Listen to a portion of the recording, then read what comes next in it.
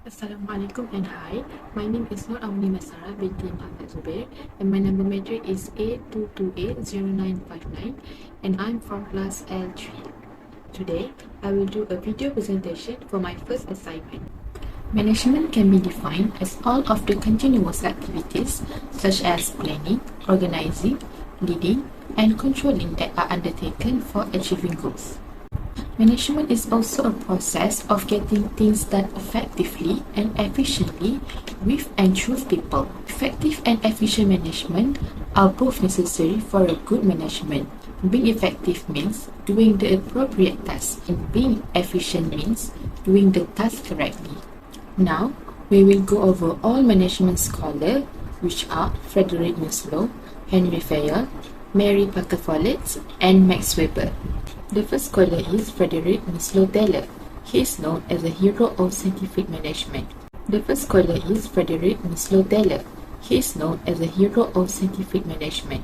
He was born in Philadelphia, Pennsylvania on March 20, 1856 and passed away at the age of 64 on March 22, 1915. He graduated from Philip Exeter in New Hampshire on 1872. His plan to attend Harvard would derail when he lost his sight. When his sight recovered in 1877, he then became an apprentice pattern maker and machinist at Enterprise Hydraulic Works.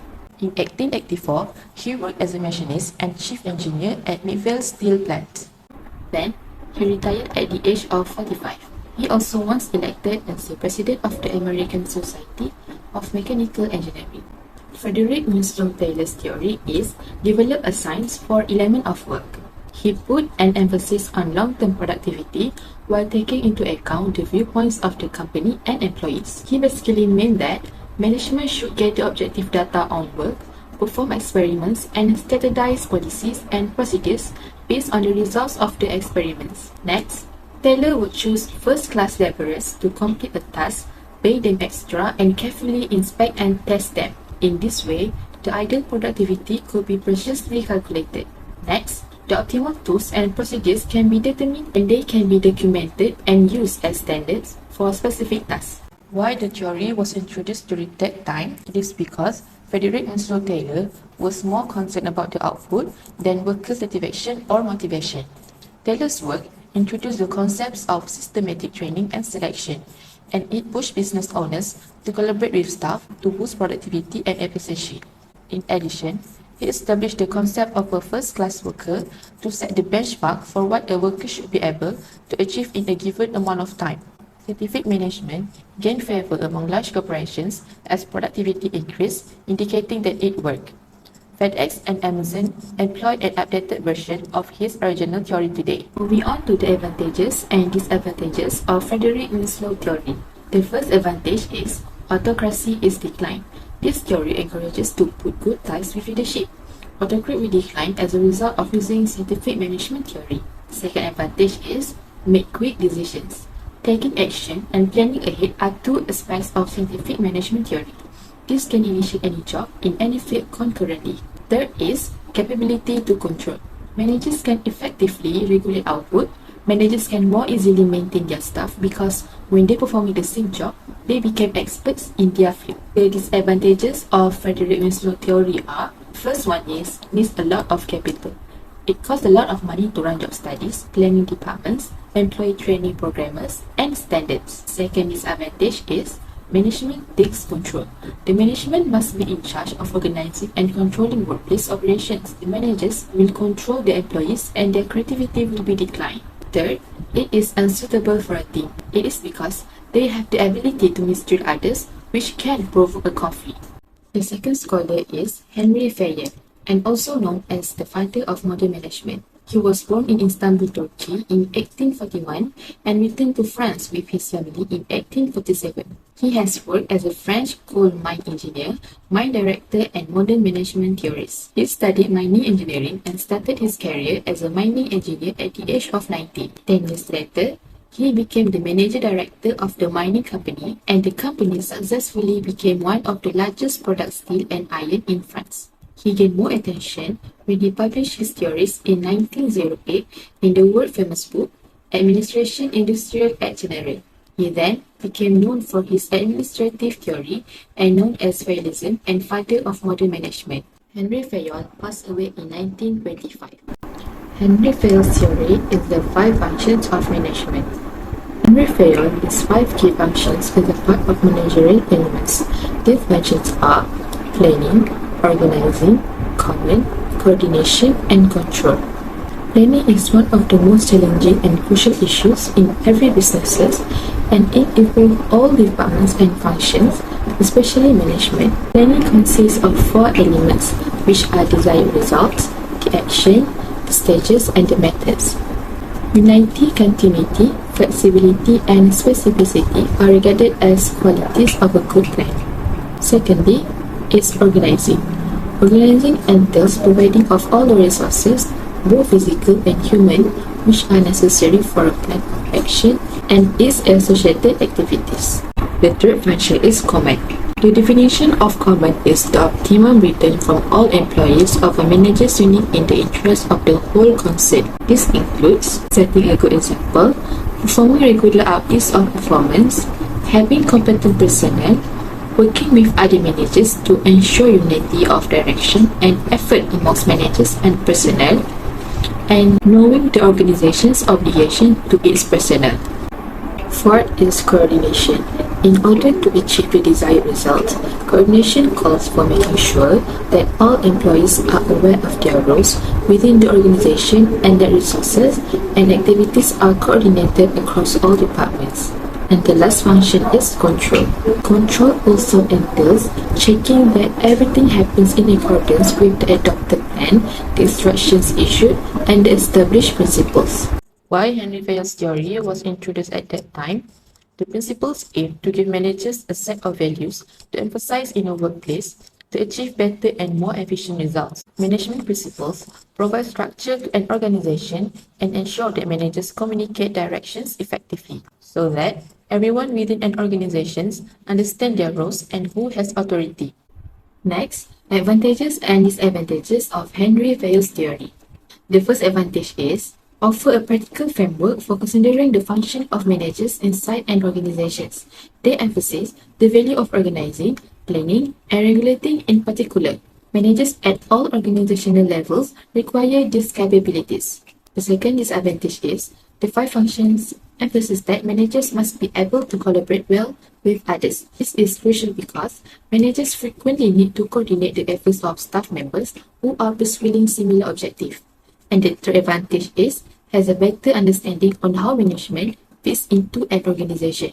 They can be used to assist managers in organizing, planning, and managing their works.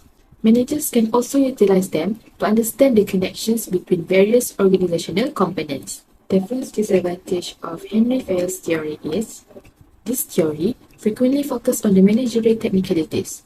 This might make it difficult for managers to recognize the value of other facets of their work, such interpersonal abilities. The second disadvantage is how organizations actually operate may not necessarily be represented by the 5 functions. Due to time limits or other restrictions, managers frequently cannot finish all of the tasks. And the last disadvantage is the 5 functions may also be oversimplified. This may hinder managers' ability to comprehend the complexities of running a business. The third scholar is Mary Parker Follett. She is also known as Mother of Modern Business Administration. Mary Parker Follett was born in Quincy in the United States on 3 September 1968.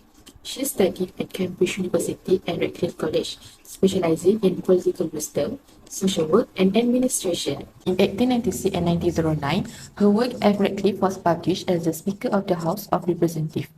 Then, in 1918, she published The New State, a book about community, democracy, and governance. And in 1924, Follett wrote a second book titled Creative Experience. Follett rose to fame as a writer and lecturer in the business world in her later years. Mary Parker Follett theory is coordination and employee engagement. Follett used these coordination principles to develop her management theory, which are continuous process, direct contact, reciprocal relationship, and early stages. The first one is continuous process. A manager must keep coordination going. This principle not just to learn, but also to apply to all endeavors. Second is direct contact. Organizations can avoid conflict and misunderstandings by having direct communication between employees and managers. This principle can be put into practice easily by holding routine meetings or having in-person discussions about assignments. The third one is reciprocal relationship. Regardless of the positions in the hierarchy, every employee has a duty to contribute to the team and work well with others. It should be a team effort, so nobody should put in less or more effort than the others. Fourth, early stages. Managers must learn and master coordination as soon as possible. No employee should be treated as less important than another. Each person plays an important role that complements the others. Why this theory was introduced during that time? It is because Mary Parker Follett recognized the negative impact that a lack of community space had on the people around her and began about forming social and educational groups. This was the start of her studies on group dynamics. Her centered theory that individuals and society shape each other equally arose from her work in community center. Later, when she brought her theories to the workplace, she discovered that the same dynamics applied. A group would be successful if it was permitted to establish its own rules and collaborate. Follett developed the concept of leadership by power with rather than power over. In other words, the genuine leader focuses on collaboration with conflict resolved through compromise. And now, moving on to the advantages and disadvantages of Mary Parker Follett's theory. The first advantage is can reduce conflict and improve productivity by involving employees and show concern for their needs. Second advantage is direct contact between employees and managers. It helps organizations avoid conflict and misunderstandings. The third advantage is each worker has a significant role that complements the roles of others. Three disadvantages of Mary Parker Follett's theory is lack of discipline. It will not be effective in today's larger companies and franchises. The second disadvantage is there is no specific theory like scientific management theory and administrative management theory. The third disadvantage is integrated problem solving is not always possible. And the last scholar is Max Weber. Max Weber was born in Erfurt, Prussia on April 21, 1864. He wrote The Protestant Ethic and the Spirit of Capitalism, which is regarded as one of sociology's foundational works. Weber finished his studies at the University of Berlin after his military service and successfully earned a doctorate in 1889. In 1984 and 1986, he worked as an economic professor at the University of Freiburg and University of Heidelberg. In 1903, Max Weber worked as an associate editor of the Archive for Social Science and Social Welfare, and he passed away on June 14, 1920. Max Weber theory is 6 principles of bureaucracy. The 6 principles of bureaucracy are specialization, formalized rules, hierarchical structure, well-trained employees, managerial dedication, and impartiality of management. First, bureaucracy has specialization, which are distributing and assigning specific duties to specific roles. Assigning people to these roles based on merit and giving management the authority to give comments and providing guidelines on the methods they should use. Second, Weber was referring to what are now known as policies and procedures. The organizational structure, who is in charge of what tasks and how they should be carried out, should all be specified into standardized and documented rules. This is done primarily so that rules can be learned. Third, a hierarchical structure with a single, obvious leader at the top is another requirement that will be listed for an organization. All managerial levels and the positions that report to each superior should be specified in this organizational structure. The establishment of such a structure is advantageous from the top down as it specifies who is in charge of supervising whom, and from the bottom up as it specifies who one should contact in order to appeal any particular ruling. Fourth, a company or an organization should have employees who are properly trained. Supervisory staff members should also receive training, and managers should possess in-depth subject matter expertise, particularly in the case of specialized positions. Fifth, a bureaucracy also needs managerial commitment according to Weber, regardless of how long they will hold their positions. According to Weber, managers should always prioritize work over personal interest and devote their full working capacity to it. And the last one, impartiality of management is important. In order to do this, managers must adhere to the established procedures and keep business and personal assets and activities distinct. Individual favors and privileges should be avoided in particular. Why the principles of bureaucracy was introduced at that time? This is because Max Weber believed that bureaucracy was the most efficient method of establishing an organization and administration. Max Weber thought bureaucracy was better than traditional structures. Everyone is treated equally in a bureaucratic organization, and the division of labor for each employee is clearly defined. Next is advantages and disadvantages of Max Weber's theory. The first advantage is efficiency in administration. Efficiency allows for a more rationally organized structural hierarchy, which simplifies administration. This makes it simpler for huge organizations with bureaucratic structures to maintain management control, make necessary corrections, and implement new rules. The second advantage is division of labor. This practice results in specialization and makes work more manageable. Organizational charts make it clear who to report to inside a company, guarantee information flows efficiently throughout it, and aid in this process. And the third advantage is tax collection. Civil servants play an essential role in financial administration. To summarize the benefits and drawbacks of bureaucracy, they perform the function of providing legally sanctioned financial benefits, tax breaks, subsidies, and other concessions to the people. Next is the disadvantage of Max Weber theory. First one is salary disparity. Workers are considered equal members of the team from the top of the chain of command to the bottom, but they are not paid the same wages and salaries. Second disadvantage is decision making. In bureaucracy, decisions are made according to a set of rules and regulations. Furthermore, rigidity frequently leads to the adoption of program decisions rather than the exploration of novel approaches. And the third disadvantage is paperwork raises the cost of materials. Getting work done in a bureaucratic system is expensive because it is based on the old traditional model of administration rather than modernized methods. The last part is conclusion. In my opinion, the most important and relevant theory that's still being applied in our current situation is scientific management theory. Scientific management has a clear and strict approach. The management used in an organization should have a structural system that defines the function of various departments, groups, and individuals.